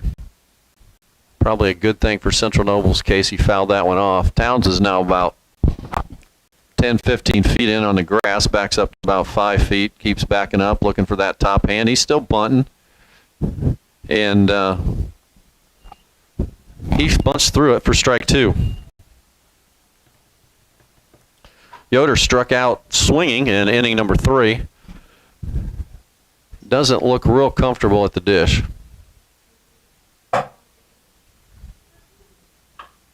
Gets around late on a fastball, hits it to the first baseman, Christian Bice, who fields cleanly and steps on the base for out number 1. Nice job of Pentecost not wasting any pitches right there, just coming right after him. Now we're back at the top of the order for the Cougars. For Dylan Eggle. First baseman, Dylan Eggle. Eggle grounded out to shortstop Cameron Colcleasure in the first inning and has one of the 2 walks issued by Pentecost. The first pitch fastball to right field. McDowell having trouble with it, but he catches it. That ball did not look like it was hit well. I thought it was just going to be over the second baseman's head, and so did McDowell. And he made it look like a circus act, but the ball fell in his glove. That, I believe, is the first 1 pitch out Pentecost has recorded in this game, and it comes at a very opportune time. 2 outs in inning number 6. I'm telling you, that right field is a tough position to play at Fremont any day of the week, let alone with a 15-mile-an-hour wind blowing out right in your face. Pentecost starts Kopus off with a nice pitch as he fouls it back for strike 1. Fastball downstairs, evens the count at 1.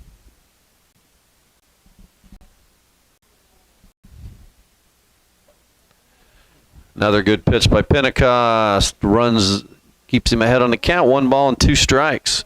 Kopus has the only hit so far by the Cougars as he doubled to right center field in inning number 1 and then struck out swinging in inning number 3.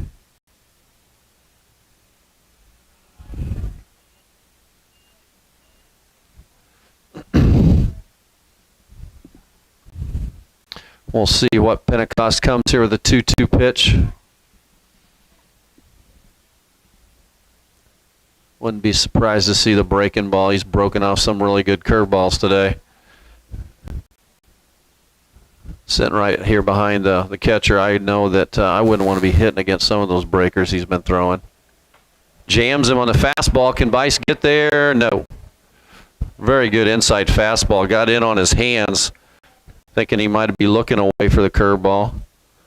And all Kopus could do was get the bat on it to stay alive.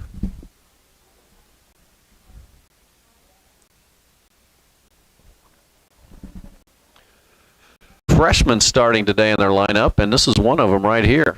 The only hit of the game for the Cougars. Curveball. Down low, Miller scoops it up, tags him out for the 3rd out of the inning, and Pentecost's 11th strikeout of the day. Central Noble goes harmlessly in inning number 6. And we have completed 5.5 here at Fremont, with the Fremont Eagles leading the Central Noble Cougars 3-0.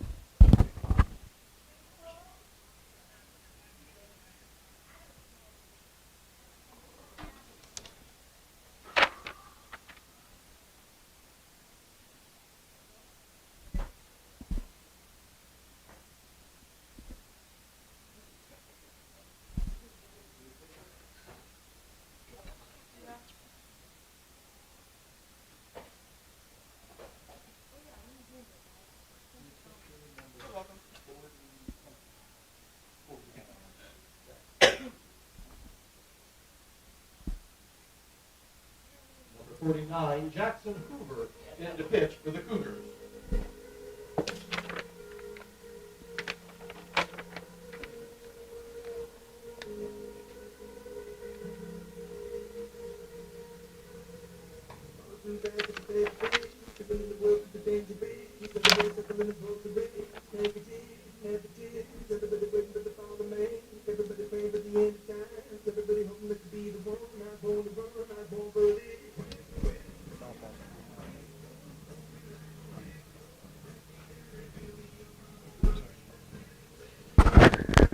Was that a final?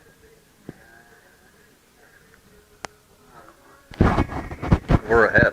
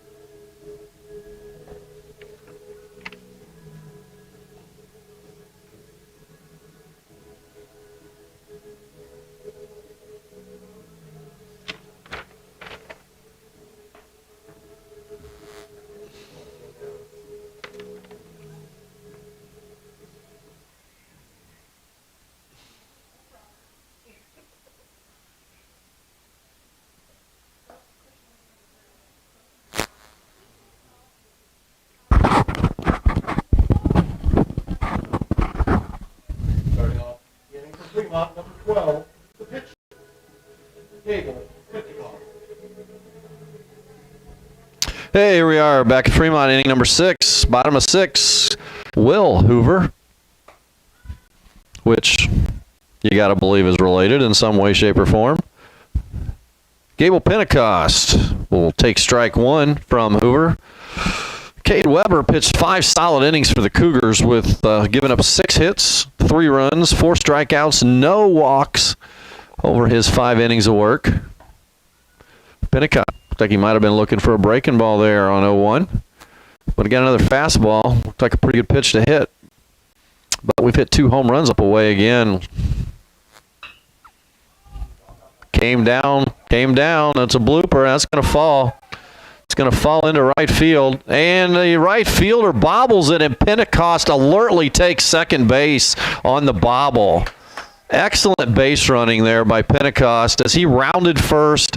He had the play in front of him, and he watched as the right fielder went down with his glove to field it and missed coming up with it. And when he saw him miss, he took off right away for second base to successfully get there and to be there with no outs for the meat of the order, starting with Nick Miller.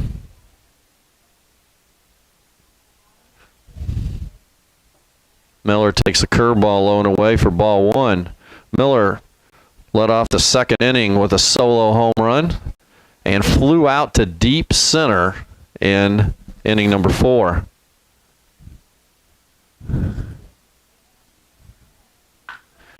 Holy crap, he is all over the ball today, folks. That ball is driven into the left field corner.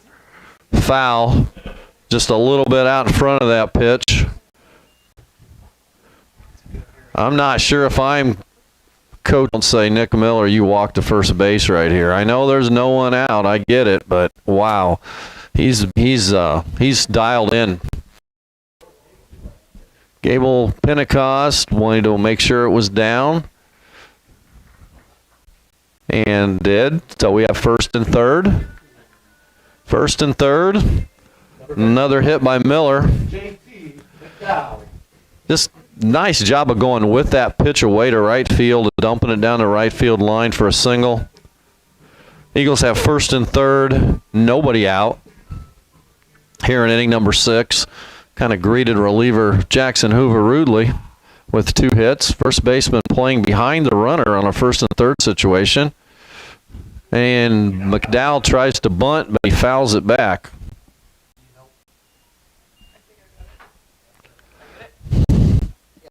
A little unusual not to be holding the runner on at first base. Even though Miller is not noted for his speed. We'll see what happens here. What Coach Bach decides to do with first and third. Oh, we're moving. We're going to hold him on now. Miller has a nice lead at first base. We're going to bunt down to third base line, but it's going to roll foul. About 2 feet too far down the line as McDowell bunts foul for strike 2. That's really a great play with first and third. If you can get the bunt down to third baseline, the third baseman wasn't really even charging because of that runner on third. Or if he does charge, the runner on third can come as far as the third baseman comes. So that's a hard play to defend if you can get that bunt down. 2 strikes to McDowell. Just put the ball in play to the right side. Is going to get us a run. He fouls back the 0-2.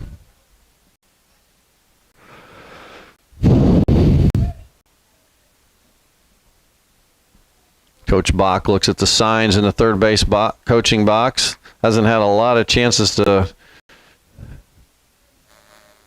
put action into the game. What happens here?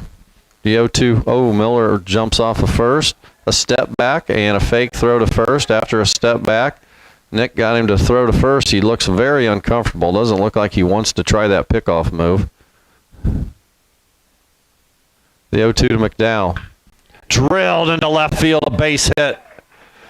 Nice piece of hitting by JT McDowell with 0-2. Fouled back a tough pitch, got one to hit and drilled it into left for his first hit of the day. Number 0, center fielder Jaden Zucalato. Weber had given up 6 hits in 5 innings. And Hoover's given up 3 hits in no innings. He hasn't got an out yet as Zuccolotto comes to the plate. Got to believe he's going to be bunting. Bunts it hard, really hard, right to the third baseman. But he got him advanced. Nice sacrifice bunt by Jaden Zuccolotto. I thought that was almost going to be hard enough that he was going to field it and touch third base. But it was not the case. Third baseman had to throw across the diamond for out number 1, advancing McDowell to second and Miller to third with 1 out in the inning. Remy Crable hit the ball solidly twice, and he's seen 2 pitches. So let's see if he jumps on that first pitch again. You betcha. Going to third. That's going to be a tough play at the plate. Third baseman cannot field it, and that will be an error. He would have got the run at the plate, so we're going to give him an RBI on that. Remy Crable, the Eagles' 5th run of the day. McDowell's on third. Crable's now on first base. There's still only 1 out here in the bottom of inning number 6 as Nick Rutherford comes to the plate. I would not be shocked at all if Mr. Rutherford is also bunting here. Nick is 0 for 2 with 2 strikeouts. Crable got a nice lead at first. Looks like he's ready to run. A fair ball. Oh, no. It rolled foul by about 2 or 3 inches as the first baseman did not attack that ball at all. He didn't come and get it. JT at third, it was popped up, so he didn't run. So we wouldn't have scored a run on that one, but if it had been fair, I think Rutherford would have beat that out for a hit. So we'll see what we got going here with 1 strike on Rutherford. Playing a little small ball this inning, the Eagles are. Crable with a nice lead at first. Rutherford bunting again, pops it up. Catcher's going to catch this one, and back. Rutherford can't get the bunt down. Number 11, third baseman, Evan Towns. So with 2 outs, runners at first and third, third baseman Evan Towns comes to the dish. Evan grounded to second base in inning number 3 and struck out swinging in inning number 5. Just looking for his first hit of the game and increase that Eagle 5-0 lead as he bats here with 2 outs in the 6th inning. Towns takes fastball on the upper reaches of the zone for strike 1.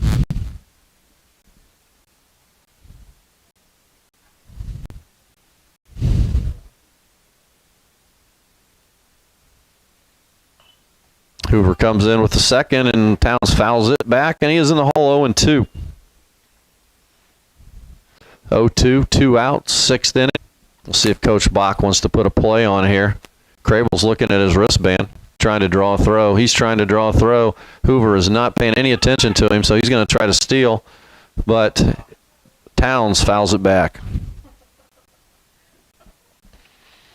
I think Remy might be taking the one-way lead there, where if the throw goes to first base by the pitcher, he just takes off to second, hoping the first baseman will throw it to second and we can get a run. The throw over to first base from the stretch position. So Remy's got about I'm not sure. Well, he steps off. We got a run down. Come on, score. We're going to score. And Crable is going to go to third base. He's got an inexperienced pitcher on the mound, and he used that as to his advantage to get the Eagles a run. Crable did a very nice job of getting in that rundown and making sure he didn't get tagged out before that run scored. Hoover never did throw the ball to second. He turned around running away from the plate and threw it home. And the Eagles score run number 6 on the air by pitcher Jackson Hoover. Towns grounds it into left field for a base hit. And Crable comes home for run number 7 as the 4-run 6th inning has increased the Fremont Eagle lead to 7-0. Shortstop number 1, Cam Fullfrazier. Every time Cam Closier's up, I think there's something happening bad, but it's just his plate walk song, folks. Can't say as I've heard it before, but it's probably better than the one he had the first game in Dancing Queen, so we'll take it. Towns leading off. Closier started off the game with a ground ball to second, struck out in the third, and then tripled off the wall and right, 2 outs. Comes up here for the 4th time in inning number 6, looking to add to the Fremont 7-0 lead.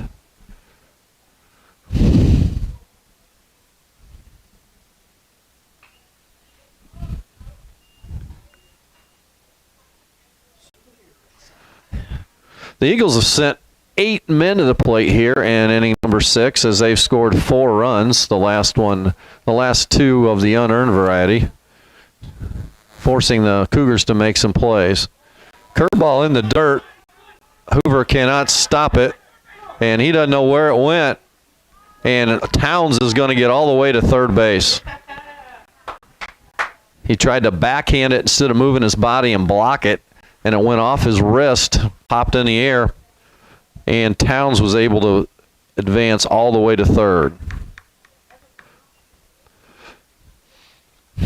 So we'll see if Closier can drive this 2-out RBI in.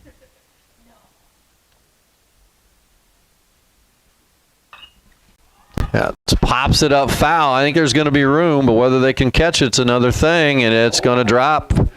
Those are hard balls to handle today in the wind, folks. We've seen 2 of those at least be not handled by worst. You got to run backwards, and the wind's blowing it. Difficult for a high school player to make that play. Closier, single and advance there on a wild pitch.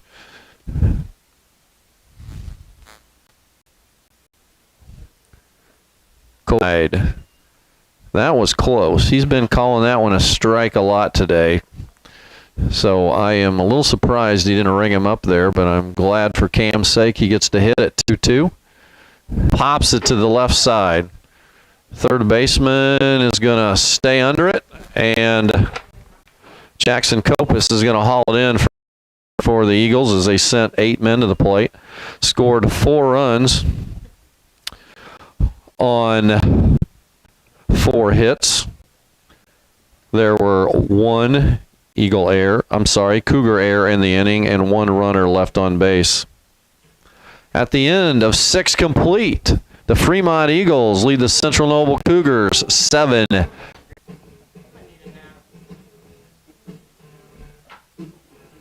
7, Ethan Bach, in the pitch for Fremont.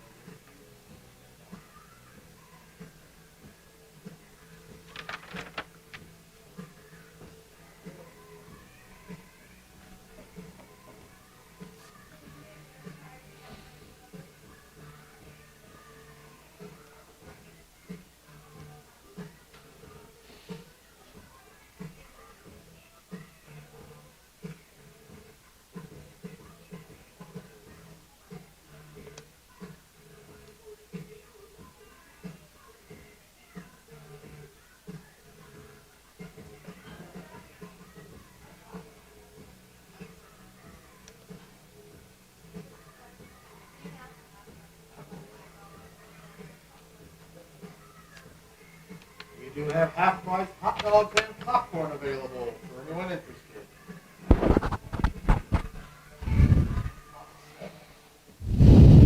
Leading off the top of the 7th inning, number 42, the catcher, Will Hoover. Top of 7 here at Fremont, Indiana, as number 3 hitter Will Hoover leads off for the Central Noble Cougars. New pitcher for the Eagles, second baseman coming in to pitch, number 7 Ethan Bach. Ethan has thrown a couple games already. He's a strike thrower, comes out of the bullpen a lot. People usually put the ball in play on him, but they, with 7-run lead, should be fine as long as he continues to throw strikes. Isaac Hershey enters the game to replace Christian Bice, the DH. Bach goes to the mound. Pentecost goes from the mound to third base, and the third baseman, Evan Towns, heads to first base. Bach starts off Hoover with ball 1. Nice inside fastball. Evens count at 1. Hoover walked in as a first at bat in inning number 1, struck out swinging in inning number 4. All right.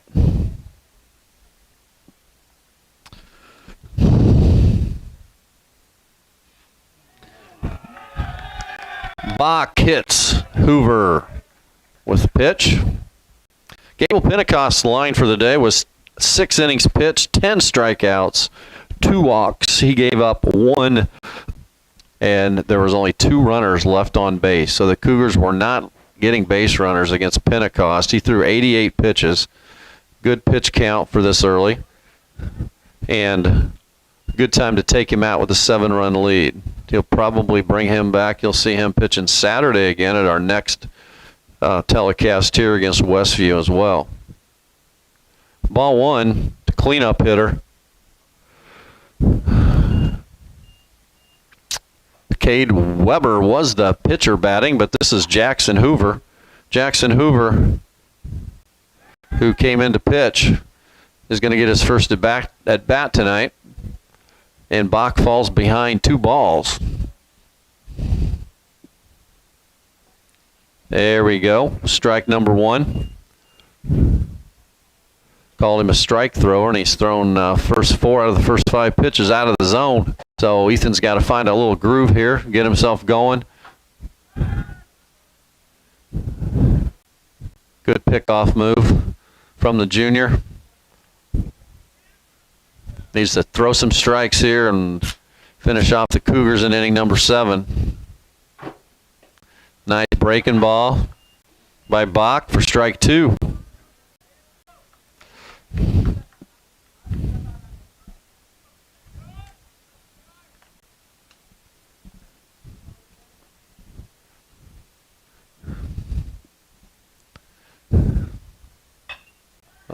Hit to right, foul ball. Tried to get him with the curveball. He got him with strike 2 on, and Hoover just stuck his bat out there and served it into right field, but it fell just a few feet foul down the right field line.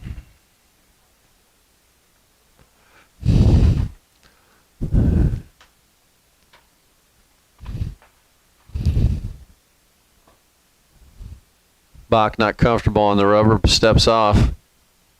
Prepares himself for the 2-2 pitch to Hoover. Strike 3, Miller guns it to second, and Cole Glazier can't catch it. That was a strike him out, throw him out double play. I could see it coming from right here as Nick Miller gunned it right to the base. Right to the base. Cameron Cole Glazier tried to apply the tag before he had the ball in his glove. 1 out with shortstop Aiden Dribelbus take strike 1. Dribelbus is trying to avoid the hat trick in this at bat. He struck out his first 2 times. In the second looking and in the fourth swinging. Bach likes the inside move when you're on second base, but Hoover doesn't fall for it, and he'll look to pitch to number 50, junior Aiden Dribelbus.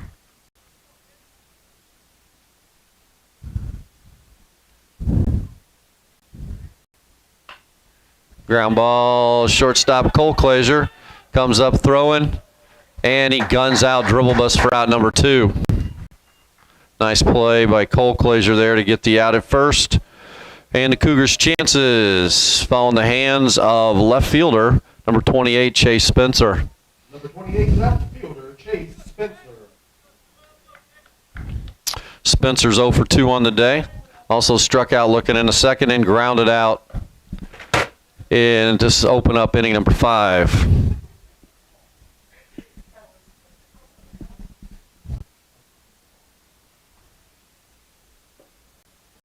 Spencer takes low for ball 2.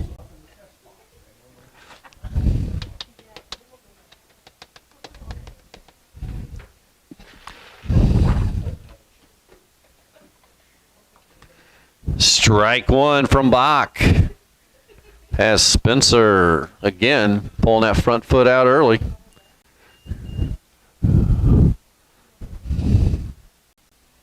Two-one pitch from Bach. It's like another change. Bach's not your typical high school pitcher. Gets behind on the count. I think his favorite pitch is a changeup. He likes to come with off speed, and I think he feels like he can control that pitch a little bit better. 2-2 pitch to Spencer. Yeah. Curveball. Not sure why that wasn't called a strike. That's been called a strike all day. Mr. Blue didn't want to punch a guy out to end the game, I think. He said, Chase Spencer, I got to give you new life. Full count pitch. But he can't do it twice. He says, I'll do it once, but I'm not going to do it twice. As Chase Spencer strikes out, and the Fremont Eagles are victorious, 7-0. As Ethan Bach completes the shutout over 7 innings with only 3 runners left on base. No runs, no hits, no errors, 1 runner left on in that inning for Central Noble, and for the game they had no runs, 1 hit, 1 error for the Eagles, and they left only 3 runners on base. Fremont, 7 runs, 10 hits. Central Noble made 1 error, and Fremont left 3 runners on. Winning pitcher tonight for the Eagles, Gable Pentecost, 10 strikeouts, 2 walks. Gets his 2nd win of the season. Loser for Central Noble, Cade Weber. Thanks for joining us tonight for Fremont Eagles baseball. And remember, our next telecast will be Saturday at 11 a.m.